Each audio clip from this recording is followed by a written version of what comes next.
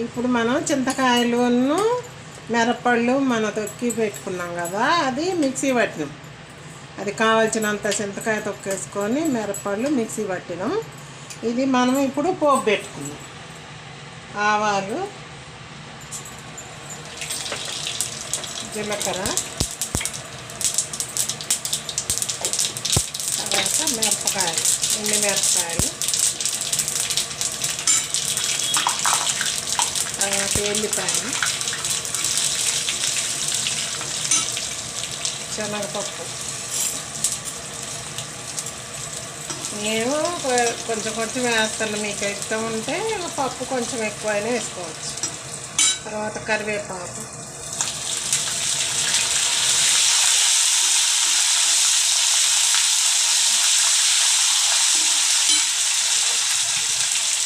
కొంచెం